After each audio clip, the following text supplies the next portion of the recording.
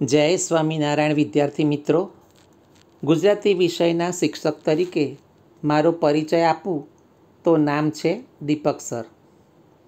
પ્રથમ આપણે પૂર્વ ભૂમિકા જોઈએ. સજ્જનોમાં સેવા અને પરોપકારની ભાવના સ્વાભાવિકપણે જોવા મળે છે. આ પરોપકાર તન, મન, ધનથી કરવામાં આવે છે.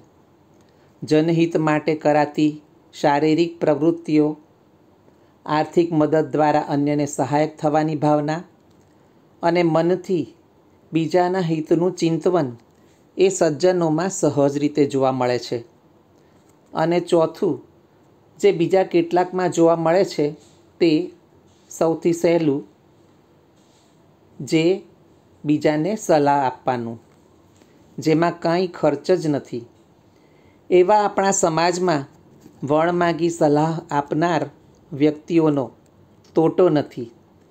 તેમની સલાહને અનુસરનારને ફાયદો થશે કે નુકસાન તે નક્કી હોતું નથી. છતાં જે પોતાની સલાહ આપ્યા વગર રહી શકતા નથી તેવા છે પરોપકારી મનુષ્યો. વિદ્યાર્થી મિત્રો, આ જ તો છે આપણા બીજા પાઠનું શીર્ષક, જે એક હાસ્ય નિબંધ છે. હવે લેખિકાનો પરિચય મેળવીએ. પરોપકારી મનુષ્યો આ હાસ્ય નિબંધની લેખિકા છે વિદ્યા ગૌરી નીલકંઠ. તેમનો જન્મ તારીખ 1/6/1876 રોજ અમદાવાદમાં થયો હતો. પિતાનું નામ ગોપાલ ધ્રુવ અને માતાનું નામ બાલાબહેન.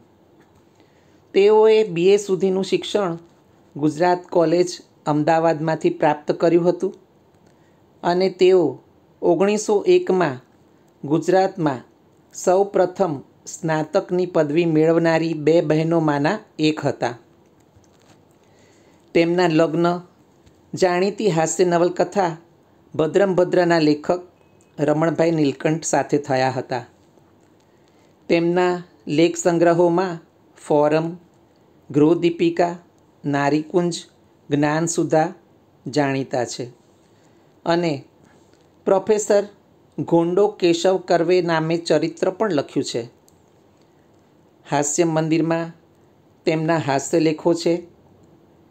તેમણે 2 અનુવાદો પણ આપ્યા છે, જે રમેશ દત્તની વાર્તા લેક ઓફ ધ સામ્સનો સુધાહાસીની નામે અને વડોદરામાં મહારાણીશ્રીએ અંગ્રેજીમાં લખેલ પુસ્તક પોઝિશન ઓફ વિમેન ઇન ઇન્ડિયાનો હિન્દુસ્તાનમાં સ્ત્રીઓનું સામાજિક સ્થાન નામે અનુવાદ આપ્યા છે.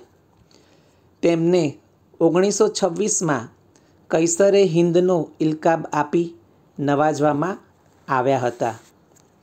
વિદ્યા ગૌરી નીલકંઠે સંખ્યાબંધ જાહેર સંસ્થાઓ સાથે જોડાયેલા હતા, જેવી કે ગુજરાત વિદ્યાસભાના મંત્રી તરીકે, ગુજરાતી સાહિત્ય પરિષદના 15મા સંમેલનના પ્રમુખ તરીકે, અમદાવાદ મ્યુનિસિપાલિટીમાં સરકાર નિયુક્ત સભાસદ રહ્યા હતા. ઉપરાંત પ્રાર્થના સમાજ અને અનાથાશ્રમમાં પણ સક્રિય રહ્યા હતા. તેમના પુત્રી વિનોદિની નીલકંઠ પણ જાણીતા સાહિત્યકાર હતા. વિદ્યા ગૌરી નીલકંઠનું અવસાન 7/12/1958ના રોજ થયું હતું. હવે આપણા હાસ્ય નિબંધનો ટૂંકસાર જોઈએ. અન્યની મુશ્કેલી જોઈને વણમાગી સલાહ આપ્યા બાદ તેનું આંધળું અનુકરણ કરનાર વ્યક્તિને માટે કેવી મુશ્કેલી સર્જાય છે તેનું રમૂજી શૈલીમાં ચિત્રણ કરવામાં આવ્યું છે. પોતે બતાવેલો ઉપાય જ ઉત્તમ છે અને તેમ કરવાથી રોગ તરત જ ભાગી જશે તેવા દાવાઓ કરનારની સલાહ માનનાર વ્યક્તિની હાસ્યપૂર્ણ સ્થિતિનું નિરૂપણ આ નિબંધમાં કેન્દ્ર સ્થાને છે. તેમજ આંજણી નિવારણ માટે અપાયેલી અનેક સલાહોનું વિવરણ પણ આશ્ચર્ય સાથે આનંદ ઉપજાવે છે. અહીં માનવ સહજ શિખામણ આપવાની વૃત્તિનો પરિચય મળે છે. પાઠની સમજૂતી જોઈએ. લેખક આત્મકથા કહેતા હોય તે રીતે પોતાની વાત રજૂ કરે છે કે તેમને એક વખત આંજણી થઈ હતી. આંજણી એટલે આંખના પોપચા ઉપર થતી નાની ફોડકી, જે ચિત્રમાં બતાવેલી છે તે જુઓ. તેમણે 2-3 દિવસ કાંઈ ઈલાજ ઉપચાર કે દવા કરાવ્યા નહીં. તેમને એમ હતું કે આ ક્યાં કોઈ મોટી બીમારી છે, અને તે વખતે પીડા પણ નહોતી થતી. પણ પછી તો આંજણીની પીડા શરૂ થઈ. દુખાવો વધવાથી તેઓ પોતાના ફેમિલી ડૉક્ટર પાસે ગયા. ડૉક્ટરને તો ખબર જ હોય કે સીધા લોકો એમની પાસે નથી આવતા. તેઓ ઘરેલું ઉપચાર તો કરવાના જ. એટલે તેમણે સૂચના આપી કે એના ઉપર કંઈ લગાડતા નહીં, અને આંજણી પાકે એટલે કે તેમાં પરું ભરાય પછી નસ્તરથી ફોડીને પાક બધો કાઢી નાખશે અને મટી જશે. અને આ આંજણીનો બાજુમાં ચેપ લાગીને બીજી પણ થતી હોય છે. તેથી કહ્યું, એક થઈ છે તેમાં કાંઈ ચિંતા કરશો નહીં, પણ જો ફરી થાય તો મારી પાસે આવજો, તે પીવાની દવા લખી આપીશ. વળી કહ્યું, બહુ પીડા થાય તો શેક કરજો. એટલે કપડાને તવીમાં રૂમાલની જેમ વાળી મૂકી થોડું ગરમ થાય એટલે તે ગરમ કપડાથી શેક કરવાનો ઉપાય બતાવ્યો. લેખક જ્યારે ઘેર પહોંચ્યા ત્યારે તેમના કુટુંબના એક મિત્ર અગાઉથી તેમના ઘેર રાહ જોતા બેઠા હતા. મિત્રએ પૂછપરછ કરી કે ક્યાં જઈ આવ્યા અને આંખે શું થયું છે. લેખકે વાત જેમ બની હતી તેમ આંજણી થઈ છે અને ડાક્ટર પાસે ગયો હતો, અને ડાક્ટરે કહ્યું છે કે કંઈ કરશો નહીં, તેની કોઈ દવા નથી, અને બીજી થશે તો પીવાની દવા આપશે. એમ કહેતાની સાથે જ એમના મિત્રને ગુસ્સો આવી ગયો અને બોલ્યા, હરામખોરો, એટલે કે મફતનું ખાનારા ડાક્ટરોને સરકાર ગાંસડા ભરીને એટલે કે ઘણો બધો પગાર આપે છે, છતાં કહે છે કે એની કંઈ દવા જ ન હોય તો તેઓ ભણ્યા શું? એના ભણતરમાં પૂળો મૂકવાનો છે? એટલે કે ભણ્યા એ બધું વ્યર્થ ગયું. વળી પાછી બીજી થાય તેની રાહ જોવાનું કહે છે. એટલે બીજી થાય એટલે કે વધી જાય એટલે દવા લેવી જ પડે અને તેમને પૈસા મળે. પણ એ દવા પીવાથી કંઈ ન થાય તેમ કહ્યું કે તમે બહુ સરળ અને ભલા માણસ છો. તે તેમના પર વિશ્વાસ મૂકી દીધો. પણ તમે આંજણી ઉપર હું બતાવું એ ઉપાય કરો એમ કહી તુવેરની દાળ પથ્થર પર ઘસીને તેનો લેપ આંજણી પર કરવા કહ્યું. જેમાં એક કોડીનું એટલે કે 1 પૈસાનું પણ ખર્ચ કરવું પડે તેમ નથી. તેમ કરવાથી આંજણી નરમ પડી જશે એમ કહ્યું. લેખકે દલીલ કરતાં કહ્યું, ડાક્ટર તો દવા આપવાની જ ના પાડે છે, અને દવા તો બજારમાંથી લાવવાની છે, તો પછી ડાક્ટરનું ગજું ભરાય એ કઈ રીતે? વળી મિત્રએ કહ્યું, તમે કાંઈ સમજતા નથી, સાવ ભોળા છો. એ તો ગાંધી વૈદ્યનું સહિયારું. એમ કહીને કહ્યું, વિલાયતના એટલે કે પરદેશી દવા બનાવનારી કંપનીઓ ડાક્ટરને તેમની દવા લખવા માટે પગાર આપે, અને જે દવા વેચનાર દુકાનદાર છે તે પણ ડાક્ટરને કમિશન આપે. આમ સ્વાર્થ માટે 2 વ્યક્તિઓ ભેગા થઈને તમારા જેવાને છેતરે છે. લેખક કંઈ બોલ્યા નહીં. એવામાં ટપાલી ત્યાં આવીને ઊભેલો જ હતો. તેણે વચમાં ઝુકાવ્યું કે આ શેઠ ખરું કહે છે, દાળ ચોપડજો, પણ તે જરા ગરમ કરી પછી ચોપડજો. ટપાલીએ ગરમ કરવાનું કહ્યું એટલે તેની મનાઈ કરતા મિત્રએ કહ્યું કે આંજણી ગરમીથી થતી હોય છે, માટે ઠંડી જ લગાવજો. લેખકે ઘરના નોકર પાસે દાળ ઘસાવી, પહેલાં ઠંડી ચોપડી અને સાંજે ફરી ગરમ ચોપડી. બીજે દિવસે લેખક બજારમાં ગયા હતા. ત્યાં દુકાનદારે આંજણી જોઈને ઊભો જવ ઘસીને લગાવવાની સલાહ આપી. ત્યાં બીજો ગૃહસ્થ આવેલો હતો. તેણે ઊભો નહીં પણ જવ આડો ઘસવા કહ્યું. લેખકે ઊભો અને આડો બંને રીતે ઘસીને લગાડવાનું નક્કી કર્યું. જે પણ રીતે બસ આંજણી મટે. ત્યાં તો પાડોશની ચશ્માની દુકાનના માલિકે પાસે આવીને ગોગલ્સ લઈ જવા કહ્યું. વળી નિસ્વાર્થ ભાવ બતાવતા કહ્યું, મટી જાય એટલે મને પાછા આપી દેજો. આમ કહેવાથી ચશ્માની જોડ વેચાતી લઈ પહેરી લીધી. ઘેર આવતા જ ઘરના જૂના મુનિમે ચશ્મા કેમ પહેર્યા છે એમ પૂછ્યું. આંજણીની વાત સાંભળી એટલે બનેવીના બનેવીને, ભાણેજની ભાણેજને અને ફુવાને થઈ ત્યારે કેસર ઘોળીને ચોપડ્યાની વાત કરતાં કહ્યું, આ રામબાણ ઇલાજ એટલે અંતિમ ઉપાય છે કે તેનાથી ઘડી એકમાં મટી જશે એમ કહ્યું. ઘડી એટલે 24 મિનિટનો સમય. અહીં કહેવાનો અર્થ છે ખૂબ ઝડપથી મટશે. લેખકે કેસર પણ લગાવ્યું. જૂના સમયમાં હજામ ઘેર ઘેર જઈને હજામત કરતો. તે હજામત કરવા આવ્યો. તેણે પૂછપરછને અંતે સિંદૂર દબાવવા કહ્યું. લેખકે તે ઉપાય પણ કર્યો. ઓફિસે ગયેલા લેખકને ઓફિસના સ્ટાફના એક ભાઈએ કહ્યું, આજકાલ બધે આંજણીનો રોગ ફેલાયો છે, તેથી થોડા દિવસ પછી મટી જશે. એક દિવસ રજા લઈ ઘરે આરામ કરો એમ કહ્યું. અને કંઈક કરવું જ હોય તો એક ટૂચકો એટલે કે અખતરો બતાવો. તમે કોઈ વાંઝણી એટલે કે જેને કોઈ બાળક જ ન થતું હોય તેવી સ્ત્રી જેને તમે જાણતા હો તો રાત પડે તેને ઘેર બારણા ઠોકજો. એટલે તે પૂછશે કે કોણ? ત્યારે તમારે એમ કહેવાનું કે એ તો હું આંજણી રાણી, આજ મારે ઘેર ને કાલે તારે, એમ બોલીને આવતું રહેવાનું. આ પ્રયોગ અજમાવા જેવો છે, પણ લેખકને ઠીક ન લાગ્યું. એટલે તેમણે આગ્રહપૂર્વક સાથે આવીને આ ઉપાય અજમાવડાવ્યો. તો પણ કંઈ ફેર પડ્યો નહીં.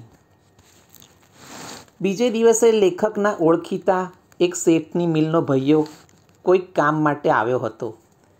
તેણે કહ્યું, જી इसमें क्या बड़ी बात है, 8 दिन एक छोटा कटोरा भंग पीना शुरू करना. याकूती बड़ी ठंडी है, आप इनका गुण देख लो. डॉक्टर की दवाई में क्या पीने का. એટલે કે તમે 8 દિવસ જો ભાંગ પીશો તો તેની ઠંડકથી આ આંજણીની ગરમી મટી જશે. લેખકે કોઈ કેફી પદાર્થ પોતે પીતા નથી એમ જ્યારે કહ્યું ત્યારે તે તો દવા કરવા માટે કહું છું, થોડી તો જરૂર પીજો. પણ લેખકે ભાંગ ન પીધી.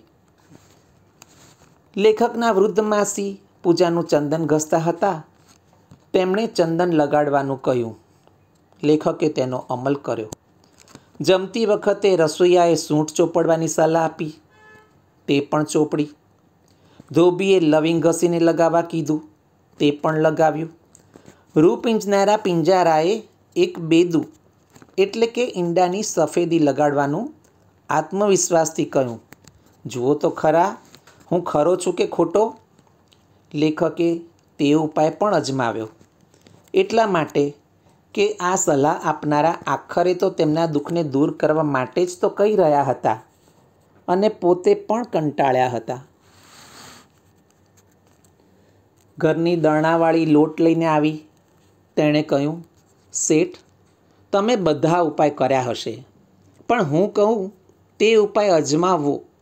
તેમ કહી તેણે કહ્યું, આંબલીનો કચુકો ઘસી તે કચુકાનો ઘસેલો છેડો આંજણી પર ચોંટાડી દેવો. તે જ્યાં સુધી મટશે નહીં ત્યાં સુધી ત્યાં ચોંટેલો રહેશે અને મટશે ત્યારે એની મેળે ઉખડી જશે. લેખકે આ ઉપાય છેલ્લે અજમાવવાનું વિચાર્યું, કારણ કે કચુકો ચોંટેલો રહેશે એટલે એના પર બીજો કોઈ ઈલાજ અજમાવી શકાશે નહીં. લેખક ઘરના ઓટલે ઊભા હતા ત્યાં ગોળ વેચનાર મારવાડી આવ્યો. તેણે કહ્યું કે અમારા લોકો તો છરીના પાના પર ગોળ મૂકી તપાવી આંજણી પર લગાવે. આમ જેવા ગરીબ માણસોને ડાક્ટરને પૈસા આપવા પોસાય નહીં. ગરમ કરેલા ગોળનો ચપકો દઈ શેક કરીએ તેવું વિચારી એ પણ લગાડ્યો. આથી દુખાવો વધ્યો.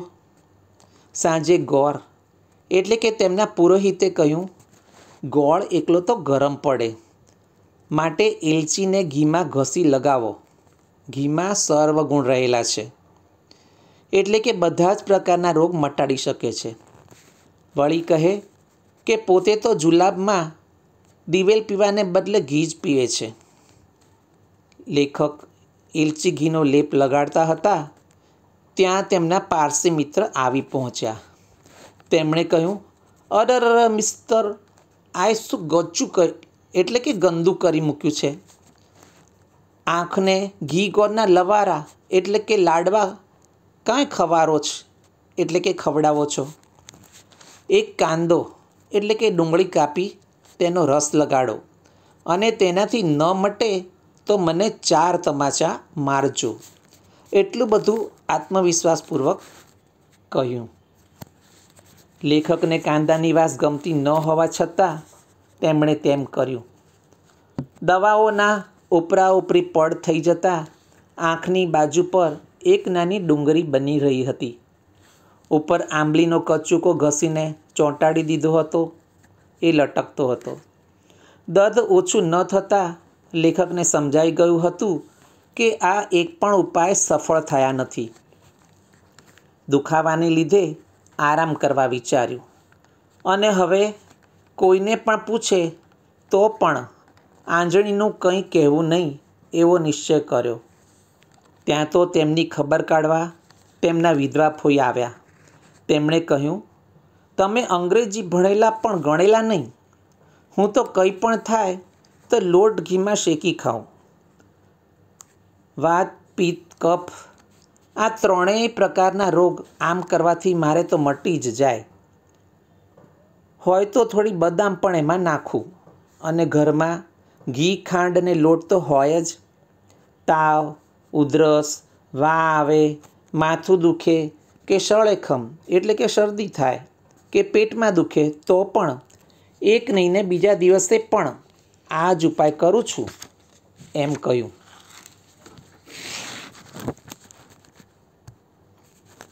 આમ કરવાથી દુખવાથી થયેલી અશક્તિ પણ મટી જાય.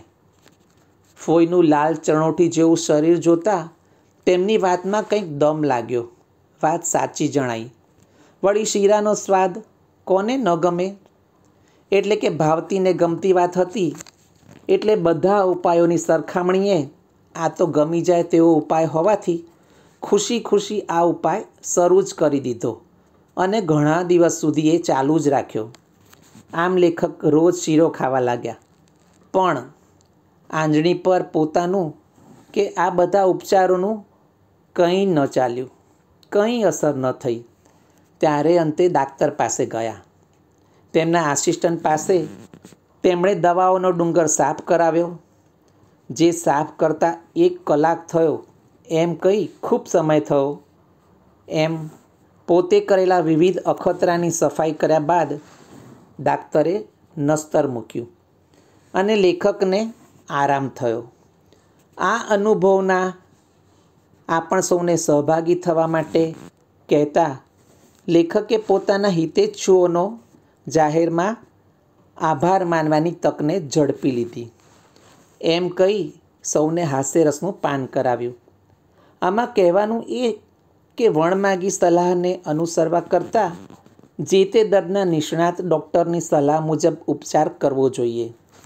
કારણ કે સમાજમાં આવા ઊંટ વૈદો ઘણા છે, જેનું કહ્યું કરતાં ફાયદાને બદલે મોટું નુકસાન પણ થઈ શકે છે.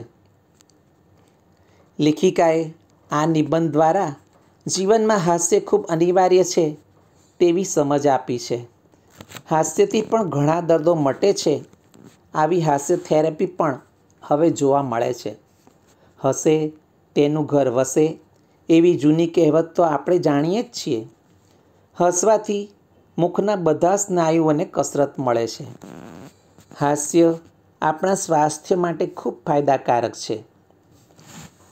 હસવાથી મગજના સ્નાયુઓ ફ્રી થતાં મન પ્રફુલ્લિત થાય છે. આપણું દુઃખ વિસરાઈ જાય છે. આમ આ નિબંધ દ્વારા લેખિકા આપણને હસાવવામાં સફળ રહ્યા છે. હવે વ્યાકરણ જોઈએ. સમાનાર્થી.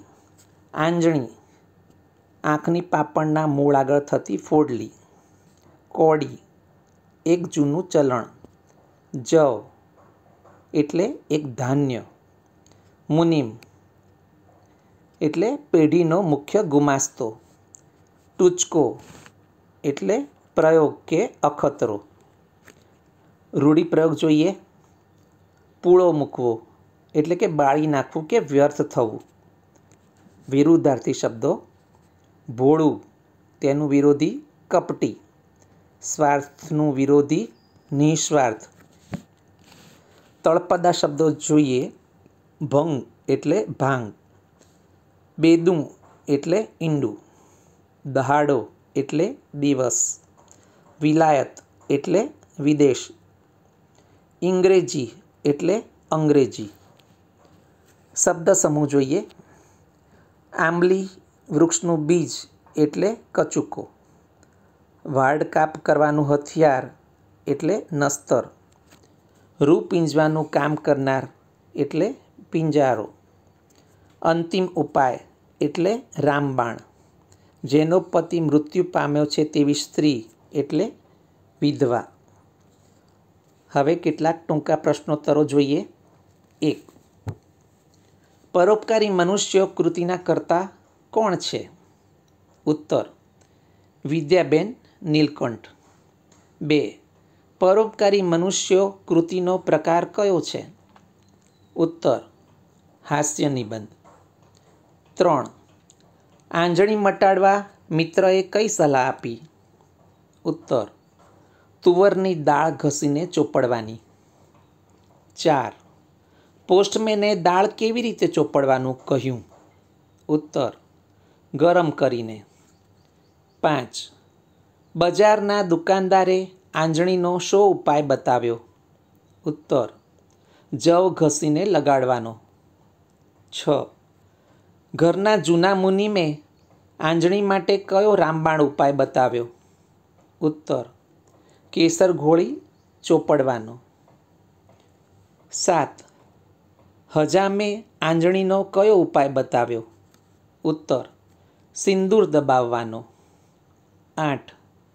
વાંઝણી સ્ત્રીને ઘેર જઈ બારણા ઠોકી, એ તો હું આંજણી રાણી, આજ મારે ઘેર ને કાલે તારે, આ ટૂચકો કોણે બતાવ્યો? ઉત્તર: ઓફિસમાં સાથે કામ કરતા એક ભાઈએ. 9. શેઠની મિલના ભૈયાએ આંજણી માટે કયો ઉપાય બતાવ્યો? ઉત્તર: એક નાની કટોરી ભાંગ પીવાનો. 10. લેખકે મિલના ભૈયાની સલાહનો અમલ કર્યો કે નહીં? ઉત્તર: ના. 11. વૃદ્ધ માસીએ આંજણી મટાડવા શું આપ્યું? ઉત્તર: ચંદન. 12. રસોઈયાએ આંજણી માટે શું ચોપડવા કહ્યું? ઉત્તર: સૂંઠ ચોપડવાનું. 13. ધોબીએ આંજણી ઉપર શું ઘસીને લગાવવા કહ્યું? ઉત્તર: લવિંગ. 14. પિંજારાએ આંજણીનો શો ઉપાય કરવા કહ્યું? ઉત્તર: બેદું એટલે કે ઈંડુની સફેદી લગાવવાનો. 15. દળણાવાળીએ કયો ઉપાય અજમાવવા કહ્યું? ઉત્તર: આંબલીનો કચુકો ઘસીને ચોંટાડવાનો. 16. ગોળ વેચનાર મારવાડીએ કયો ઉપાય સૂચવ્યો?